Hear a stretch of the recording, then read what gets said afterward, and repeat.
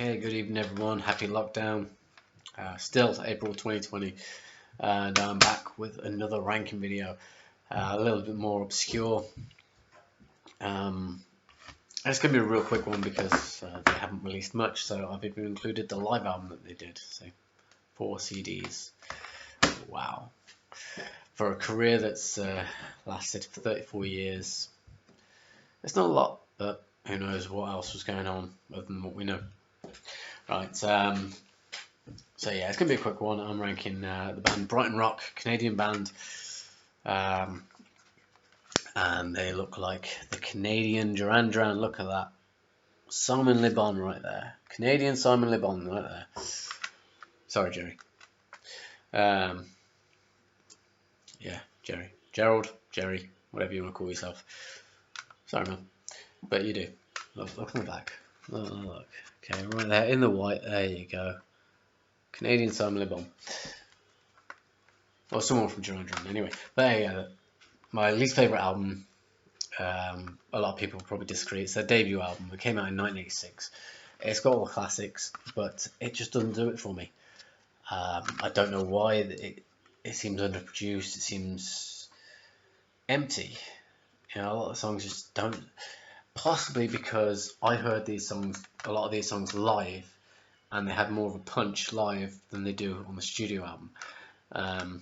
Yeah, you got Young, Wild and Free, We Came to Rock, Change Your Heart, Can't Wait for the Night, Assault Attack, Jack is Back, Save Me, Nobody's Hero, Barricade, Rock and Roll Kid. Now I like Barricade. I particularly like Barricade. I think that's the only song on this album that I would really play the studio version of. But yeah, it could have been so much better. Could have been so much more. Maybe it was mixed by Michael Wagner. Is it Wagner or Wagner? I don't know. I get confused. You never know. With the W, and particularly that name Wagner. No one knows apart from people, right? So you got Greg Fraser on lead guitar and vocals, Mark Kavazian on drums. I hope I pronounced that right. Stevie Screebs on bass and vocals, Johnny Rogers on keyboards, or boards as it's labelled here, boards and vocals, and Gerald McGee on lead vocals. It's okay, I guess. I don't know. I think that's one more for the fans, really. Even though it's the debut album, I think it's one for the fans. Right, next up. Right, now I'm throwing this in. It's the live album, right? Room for Five Live. Okay, I'm throwing this in here because it's the live album. I do love this album. I do. Possibly because it overshadows, you know, all the great songs which are on here were taken from the debut album. This came out in 2001. I remember picking this up. It was like $1.99. Yeah. Because no one had heard of them in Coventry, apparently. Alright, so yeah, Room for Five Live. Now this was the first one I got, and this is where I heard everything. And really, this should be my number one, but because it's live, I'm trying to do the studio albums. This is the best one. This is definitely the best one, but because it's live, I'm trying to. It's just better than the debut, right? Okay, so Bulletproof, what an opener! Great song. It's a great song on the studio album, but live it's just so much more punch. Young, Wild and Free, so much more powerful than the studio album. Barricade, so much more powerful than the studio album. Nothing to Lose, One More Try, Hanging High and Dry. Yeah. Outlaw, Hollywood Shuffle, nice cheesy song. I like Hollywood Shuffle. Night Stalker, Love Machine, Rebels with the Cause, Power Overload, which was the first song I heard by them, the studio version. I heard it on a video magazine called Hard and Heavy, you know, way back in the day. Can't Wait for the Night, Rock and Roll Kid. Good album. It's good. It's well produced. Whether it was taken back to the studio or not, who knows? Don't know, but yeah, you know, a lot of nice pictures of the band back in the day. Yeah, I always gotta look up the Okay, so you got Mark Kavazian on drums and percussion. Greg Fraser on guitars and vocals. Jerry McGee on lead vocals. See, I told you there was a debate. Jerry, yeah, right. Johnny Rogers on keyboards, guitars and vocals, and Stevie Screebs on bass guitar and vocals. Alright, so Johnny Rogers, he was on the first album, wasn't he? Yeah, he was. But he upgraded from just keyboards to guitars as well. Wow, that's good. That's good.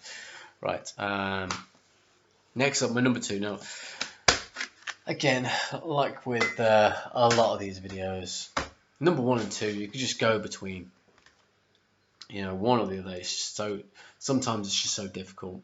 It depends on my mood, if I'm in a Brighton Rock mood. But we're going to go with 1991's Love Machine. This one, can you see that? Screen glare. Yeah. This one was kind of hard to get hold of for me, for some reason. Yeah. So this one I think it's a good album. I really like the album, Right, that's a nice classic disc, with the red classic CDs, and the gratuitous ass shot. Yeah, always had to be done. Oh, I forgot, it was a fold out. I don't like fold outs unless it's a poster. Personal preference. Alright, so yeah, Love Machine came out in 1991, and I think the band shrank. I think they shrank. There's 4 members. Let's have a look. What's the track listing? We have got the opening track, Bulletproof. Again, as I said, with the live album, it's a great song. Great live, brilliant live song, but the studio version is great as well. Hollywood Shuffle, again, I think that's a bit more better on the studio version. Love Machine, yeah, studio version. Still the one. That's powerful ballad. It's a nice ballad, really nice ballad. Mr. Mistreater, Night Stalker, Love in a Bottle. Do you know what? I can't even remember that one.